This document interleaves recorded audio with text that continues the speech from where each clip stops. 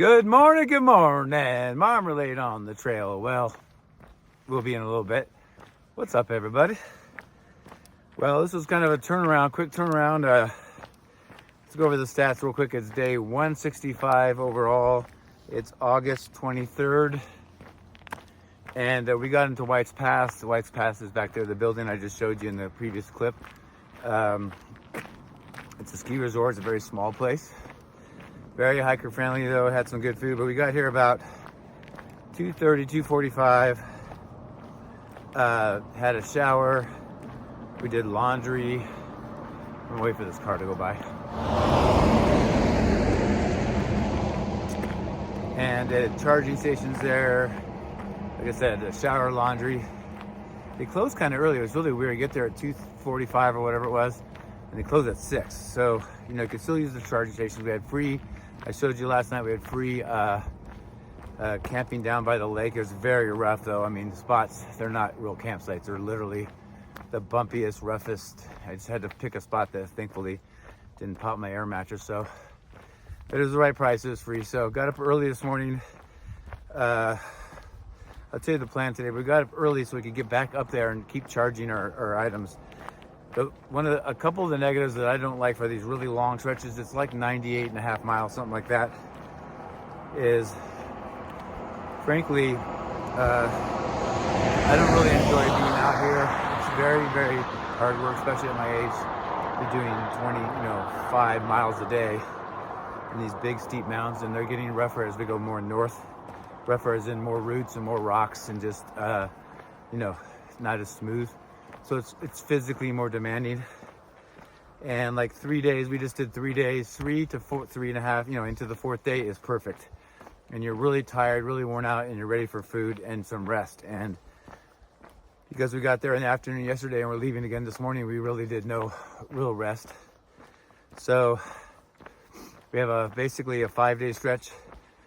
We could, if we want to kill it and crush it, we could do it in 4 days, and we may do it. This section is from White Pass to Snoqualmie. Snoqualmie is my last resupply for this trail, which is crazy. But the terrain, I should say, the elevation profiles don't look too crazy.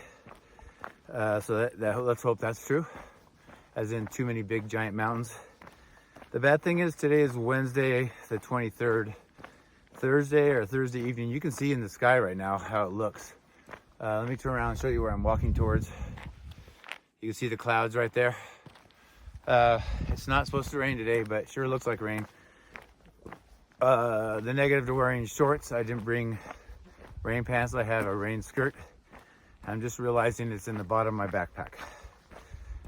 It's supposed to rain, hopefully not today, but if it does, I'll just have to get under a tree and dig out everything. But normally I'm very organized. I do have my rain jacket inside my pack on top. I have a rain cover. I also have a fairly waterproof ultra material backpack with a trash compactor bag liner. So to keep my stuff dry, I think I'm good. It's just, I have a rain skirt to put around my shorts to keep my pants from getting soaked. I've had that happen, and you just freeze all day, even when it stops raining, because they don't dry. But so today is Wednesday. Thursday night's supposed to maybe come in. Hopefully we're in our tents by then, but who knows? You never know if it comes in. I mean, it looks like it's gonna rain now, but so it's supposed to rain overnight, and then a 60% of showers on Friday, off and on. Today's gonna be chilly. It's 50 something degrees. The high is gonna be 50 something degrees. Tomorrow, like 65. But yeah, so tomorrow a chance of rain in the evening, and then Friday 60% chance, and then it's supposed to possibly rain in the evening, and then basically Saturday will be sunny. So if we did so let's talk about today. We're gonna do about 25 today. We started late because we all needed to charge up our items. We tried to yesterday, but we had so many other chores like laundry and showers, and we had to resupply. There was just so much to do. So hold on a second. So anyway, we did charge, but like I had 3 batteries and they were all pretty low. I charged up 2, but this newer Anchor battery just takes forever. Like literally, I plugged it in for an hour and a half today, and it didn't even get 1 there's 4 lights for each light represents a quarter of the battery, and for an hour and a half, I'm sure it charged up, but it's like it barely charged up any. So, and the main thing is with this long stretches, you're gonna need more battery, so it's really important. The last section I didn't have my maps uploaded, so I didn't have any topo or I couldn't see any lakes, I couldn't see anything. It was literally just a red line and where the campsites and water, so I did upload everything, so now I have that. So I can see what's around me, and it helps with water sources and seeing if there's a lake or something nearby. I'm looking for the trail. Oh, it's a little further up. So anyway, that's the plan today. I told you every time we get back on trail, it's a kind of a longer intro. A little worried about the rain just because I do wear shorts and it's gotten cold. We went from 100 plus degrees to like 50. So we're like 50 degrees cooler. And if it doesn't rain, it's perfect. I mean, I don't care about cold. I run warm. So when I start hiking, I'm warm. But yeah, this could be interesting, but hopefully it doesn't rain very long. It's only a 50 to 60% chance. I'll show you the sign. This is what we're entering. Wenatchee National Forest. So I'm getting almost to the trailhead here, so I'll let you go. But we'll see what's going to go on. It's getting prettier and prettier, and it seems like there's a lot of ponds and lakes coming up. We plan on staying near something called Dewey Lake at about mile 25 or 26 for the day. That's the plan right now. And if we feel like we want to get out of this weather, just get this section done, it'd be nice to maybe take a 0 instead of just a Nero by crushing 4 days. So we'll see. It always seems great until you actually have to do the miles. All right, see you down the trail.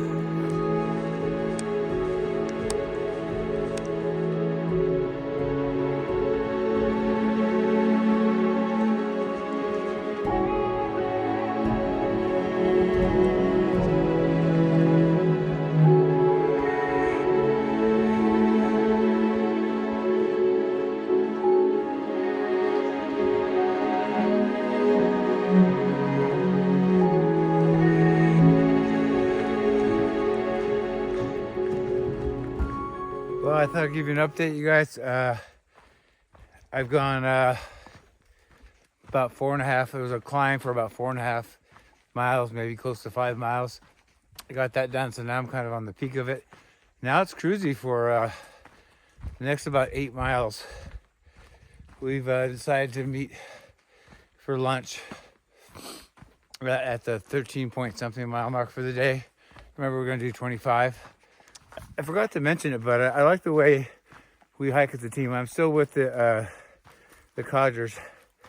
We all camped together and got up this morning and charged our stuff at the charging station. Sorry, my mouth is so cold, it's hard to talk. And I'm going a little uphill, of course. So we all kind of, even at camp, a lot of times we leave at different times. Hazel left about 10 minutes before me, so she's ahead of me somewhere. And then I left about 6:51 this morning, and then those guys, I'm assuming, were getting ready to leave, so probably 10 or 15 minutes behind me. So, and they're pretty fast, they'll catch up. It's kind of weird since we had trail days. It's created some clumps of people. Thankfully, you know, when you leave trail days, you do Cascade Locks at Trout Lake. We did that already, so we kind of jumped ahead of them. But last night there was at least 15 hikers there, if not more. Behind the building, they have a bunch of tables. I'm trying to think if I even filmed it. I don't think I did. They have a bunch of places to charge up, places to sit, and they have big awning things to cover for shade. They also have a big storage unit where they store the packages we mail there. So they do charge $10 a package, and I had 2. I had one with my shoes. Thank you, Rick and Andrew, by the way, sending me that. I have a new pair of shoes and for the last stretch. And then Kevin and Jeanette, I'm going to give you props right here. I was not able to do an unboxing. There was a million people there. We ran out of time yesterday, and then it was dark before we knew it. We were in our tents. And so I want to apologize for not showing all the amazing stuff you got me. But I didn't have to buy anything. You gave me everything I needed and more. I had a little extra. So I gave it to a little bit of my group and the Cotters, and then I put it in the hiker box, and it was gone in like 2 minutes. So Thank you so much, really. This has saved me. All you guys have sent me packages so far. I have one more at Snoqualmie from my friend Brad. Brad, thank you. And hopefully I can do a video on that. But it's weird, starting today, I think I only had 9 trail days left, I think. So we'll start counting down the days. And then later in this video, I'll try to figure out, I know I just have to look at the end point and find out how many miles I have left. But I'm well under 200 now. And this is a almost 100-mile section. So when we get to Snoqualmie, we'll literally have 71 miles to go. So that's just super crazy. All right, back to hiking.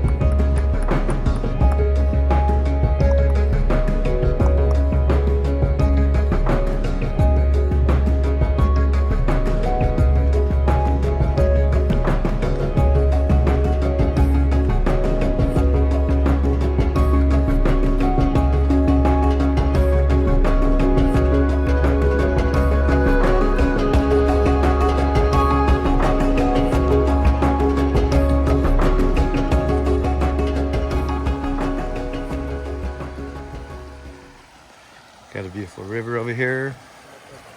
How pretty that is. Lots of campsites here.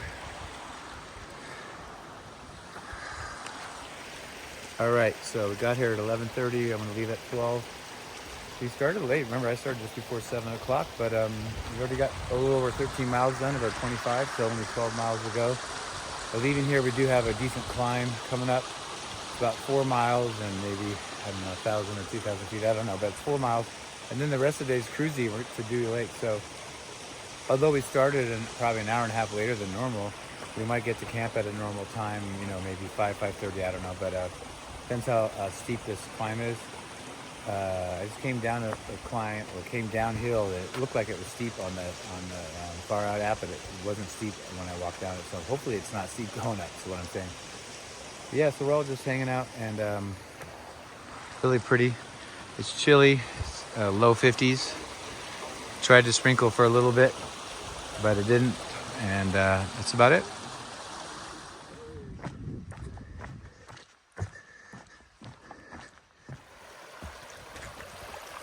That's pretty.